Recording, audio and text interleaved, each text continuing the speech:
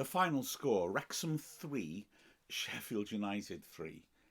I'm Mark Griffiths from Wrexham AFC, and I'm still not quite sure I know what happened. I don't think I've looked at a game twice in such detail as this one. That's why this podcast is late. Wow. I mean, what a game of football in terms of excitement, in terms of quality, in terms of everything. Were we robbed? Were we not? Oh my word, there was so much incident. There was so much to think about. What a game of football. Huge credit to both sides for producing a spectacle like that in front of the most remarkable atmosphere. I mean, I've got to say, having looked back on TV, did not do the atmosphere justice. That was an incredible night at the racecourse. Wow. And we do it all again next week. So, Sheffield United, second in the Championship and, 15 points ahead of third place. They're going to have to pull off a major collapse to not be in the Premier League next season. They picked a pretty strong team. It wasn't full strength, but there were a lot of very, very good players who've been important to them this season in the lineup. Wrexham went full strength. That might sound like a daft thing to say, but we did rotate at Coventry. And, well, the scene was set. And within 62 seconds, Wrexham were behind. Sheffield's getting a corner straight away on the right-hand side. The ball swept in by Doyle. Great run by McBurney to the near post. And a terrific header. No chance for Howard. And Wrexham were stunned. But the hammer blows hadn't stopped there. They just kept on coming.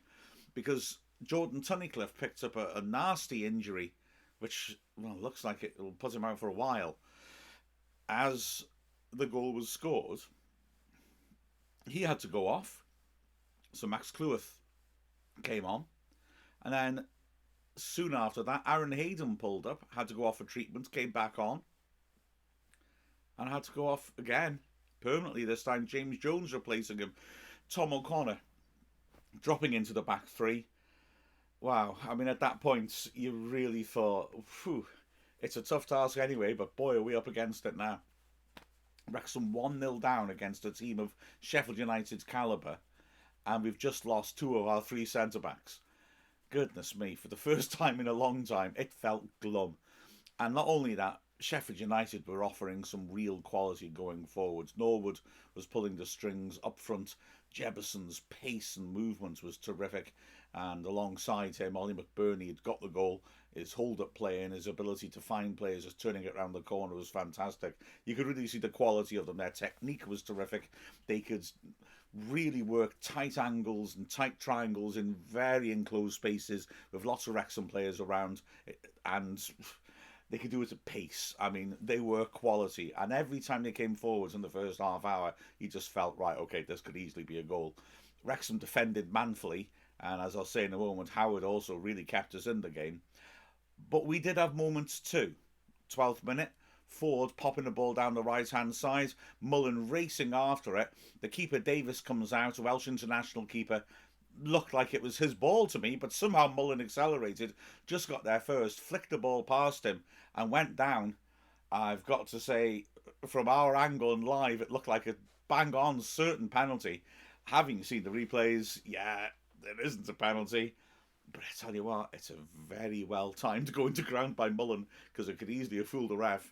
Referee did really well on that occasion. He'd be in the middle of things with the ref a lot, and I think basically Wrexham will feel a little aggrieved about it.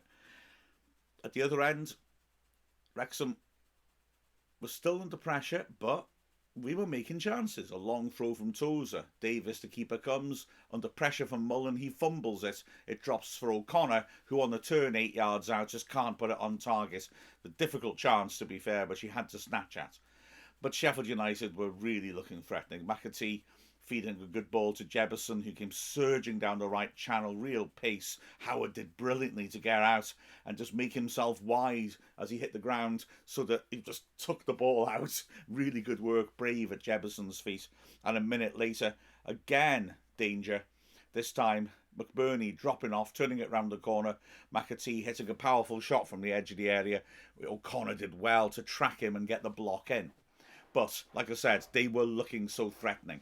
And Howard was having to earn his keep. A nice ball forwards from the back found Jebison. He surged down the right channel again. Managed to just nick the ball between McFadden and O'Connell and drive in a shot across Howard. A really good sharp save by Howard, low to his right, strong wrists to push the ball away to safety. And a couple of minutes again, McAtee from 25 yards out hitting an absolute beauty. It was swerving and dipping, and it was going inside the left post, and again Howard did well to get across and push the ball clear. So at that point, Wrexham battling against the odds, a goal down, lost two key players. The defence now contains a substitute and a midfielder alongside Tozer, and we're battling and doing ourselves proud, but it's looking bleak. However, around the half-hour mark, we actually started not only to be threatening, but we really started to get a bit of a grip on the game. And from there on in, although Sheffield United retained their goal threat, it was Wrexham's match. Mullins sort of started off the process, getting the ball and driving a shot from 25 yards, which went over the bar. If he'd been another 5 yards back, it would have been in the top corner. And then, as we hit 7 minutes of added time, because there were, like I said, the stoppages for the injuries, Wrexham really started to turn up the pressure. Lee doing well, popping the ball into the box. Mullen backing in, going to ground, claiming that Ahmed Al-Jet had pulled him down. The referee rightly turned that down. It was cleared up the pitch, and Howard did brilliantly to get out of his box and just beat Jebison to it. I mean, it was very well judged. And it's not just that, but Jebison being so quick, Howard could look at it and think, I can get there first, but you got to try and take into account the pace of a striker. He did make it, though. Terrific stuff. Then, great ball over the top by Howard early after a header from a corner had been saved. Mullen racing onto it, running at the last defender, Bogle, skins in down the right channel, drives on into the box. There's no support, so although the angle isn't too promising, he has to hit it. He hits real power, too straight, but Davis can't handle it, and he just pushes it back into the goalmouth. Luke Young has by this time managed to get up in support. He goes for it. Bogle goes for it. Young goes down. They haven't shown replays from a decent angle, so I don't want to definitively comment on this, but it looks like a penalty to me. They're both going for the same ball. Young seems to just get there first and nick it until Bogle hits him. Wrexham very unlucky not to get the penalty, and were nearly punished as well, because again the ball was driven forwards, and the ever-effervescent Jebison goes driving at two defenders. Tozer did ever so well to track him, cover, and nick it off him in the box. But the last danger of the half was Wrexham. McAtee with a sloppy backwards pass, which put Basham into trouble. Palmer trying to get onto it. Basham in midfield has to make a tackle. He does well to make the tackle, or Sheffield United are wide open. But the ball falls to Mullen, running at the last defender, Egan. Right on the edge of the box, centre of the D. He just nicks past Egan, who legs him over. Everyone's screaming for a penalty. The referee correctly says not, but again, for me, I know I'm biased, but it's an absolute cast iron red card for Egan. A foul's been given, so no point in debating that. It's a definite foul. Mullen is about a foot outside the box, right through the middle. I can only assume that what saved Egan is that the referee felt another defender was coming back to cover. The defender was a good stride behind Mullen. He was never going to stop Mullen getting a shot off. I'm sorry, it's a clear goal-scoring opportunity. Astonished that the red wasn't given. Mullen ran up for the free kick and smashed it and hit the wall, and Wrexham went in 1 goal down. There was a great tweet coming in from one of our regular correspondents on Ask Wrexham, spitball idea, saying after about 20 minutes, we need to get this in at 1-0. We'd done that, and yeah, as he said, kicking it towards our fans, it might be different. The second half from Wrexham was scintillating. Absolutely in control, made chance after chance. Gosh, what a performance. 4th minute of the half, in ludicrous scramble again from a Tozer throw after Davis failed to deal with it. Shots were coming in. Davis blocked one. Cleworth had a shot cleared off the line. Another shot was hit in, and a defender did really well because it was goal bound to adjust and get a foot to it and poke it away. remarkable scramble, but Sheffield United didn't get away with it this time. It went out for another throw. Tozer hurled it in. It dropped off a defender into the goal mouth, and James Jones did ever so well to stretch across the defender who looked favourite to get there, and acrobatically just get a poke onto it from close range and knock the ball past Davis. It looked like he maybe slightly shinned it and Davis misjudged it, and Wrexham were deservedly level. Cue scenes of delirium, something we'd be used to by the end of the match. Wrexham kept pushing on. Toes of another long throw was only half cleared. Lee, with no real sight of goal on the edge of the area, tried a volley, put it wide. Oh my gosh, though, the contact on it. If he'd managed to put it on target, it would have been sensational. Then Wrexham driving forwards, Tozer putting the throw in.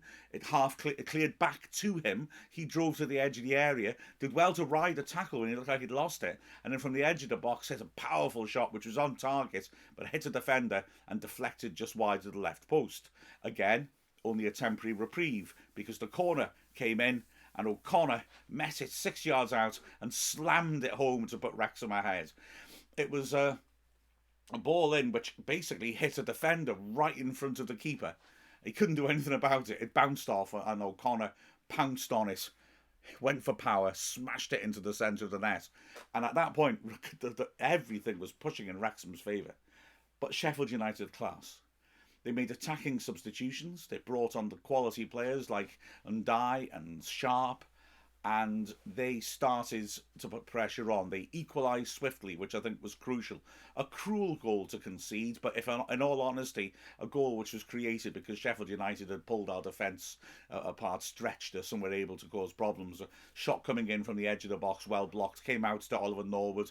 And I mean, he's a great player, great technique. He hits it on the edge of the area with his right foot. Tozer makes a good block, but Norwood is quick, latches onto it, and hits it first time with his left foot into the bottom right corner. The more you look at it, you realise what an excellent finish it is. Howard's gone down trying to cover the first shot. The ball spins loose. Tozer is coming across to try and cover. Howard is getting up and recovering and coming across. And so Norwood just keeps his cool. First time, left foot, just puts it back across them.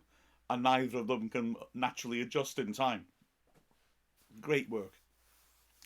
And for another 5 or 6 minutes, United have their best spell the second half and their real chance to actually maybe come away with the win. Norwood again doing well to feed the ball forwards to Bogle, who had a terrific run from right to left into the box, deep into the box, before hitting a shot which went off target. Then Jebbison pulling the ball over to the edge of the area, Bogle having another go but not able to put it on target. And then in the 71st minute, a key moment as Jebbison receives a red card. It was a strange looking incident. An instant off the ball. Play continued, but obviously the fourth official was speaking to the referee and the ref stopped play.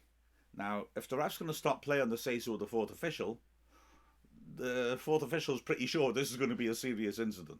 He comes over, has a long conference with the fourth official and shows Jebbison the red card. Again, the replays are not terribly helpful. In fact, the BBC kept showing a replay of the afters because Tozer then barged into Jebbison off the ball and he got a yellow.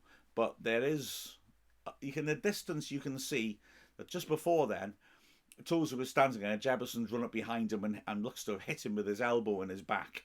And the referee, the fourth official rather, has seen it. And yeah, it looks correct. A stupid thing to do off the ball in front of the bench because the fourth official was right there. And the fourth official had the guts to actually do something about it. So foolish from Jebbison. He was off and Wrexham thought go for the throat. So we did that thing we usually do to try and chase games. Off came McFadden and on came Sam Dalby. So we've now got a very attacking diamond in midfield. Palmer and Dalby up front, Mullen behind them. Lee is one of the flank men in midfield. This is called going for it. And we did go for it. Tozer hurls in a throw-in. O'Connor gets it really well to win the header, but puts it over the bar from about 10 yards out. Then, a hugely controversial and dramatic moment. 81st minute, Dalby on the left-hand side, drives in a cross. It hits Ahmed Hodges' hand, his left hand. Now, again, we can see it either way. For me, it's a penalty. I know I'm biased, but his arm is not a long way away from his body. I accept that, but it's not tucked into his body either. And the ball's hit at him from about 15 yards away. He's got a clear sight of it. So it's not as if he couldn't get his hand out of the way. It's a handball for me. The ball ricochets to Palmer, who does brilliantly to smash a heck of a shot, which hits the underside of the bar, drops down and bounces up. Palmer wheels away in celebration, but the referee plays on. He's correct. It bounces down, a foot off the line. Terribly unlucky. I think Palmer may have realised it as well, but I was maybe thinking that in the absence of goal line technology, if he ran away and made a convincing enough celebration, he might have convinced an uncertain official to put his flag up. But anyway, correct decision there, but for me, a penalty.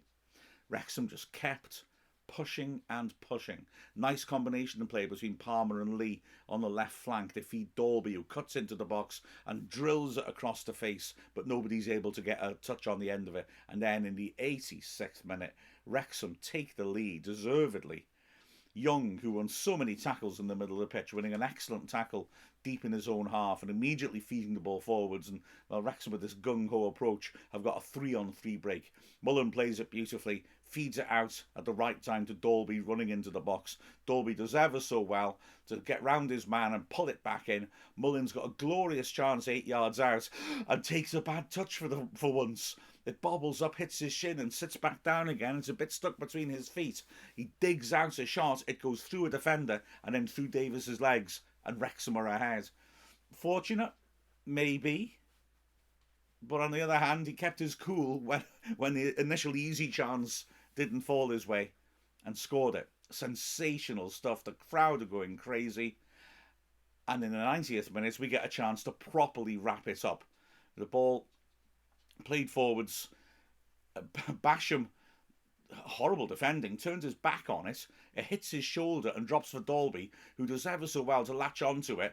He's about a yard ahead of Basham. Basham really tears up to try and put pressure on him. Dalby somehow manages to hold him off. He's one-on-one, but his finish is wild and it flies wide and over the bar, and the chance is gone. And Wrexham would eventually be punished. Sheffield United started knocking the ball forwards, taking chances, getting the ball in and around the Wrexham area, and it was looking threatening. Finally, a ball's played in, and Dye has a header, which goes just wide, but moments later, they win a corner on the right-hand side. It's swept in, and Wrexham will be so disappointed. Dalby, in the middle of the 6-yard box, stretches, and it just takes the tiniest flick off him, which deceives Ford. Ford, I think's got it covered, but it drops just behind him. Egan, the man he's marking, is running in, and it's either a lucky or a brilliant finish, because he can't get his foot to it, but he manages to run through the line of the ball. It hits his shin, and it flies in. Howard has been wrong-footed and falls and can't do anything about it. It hits him and ricochets up into the roof of the net.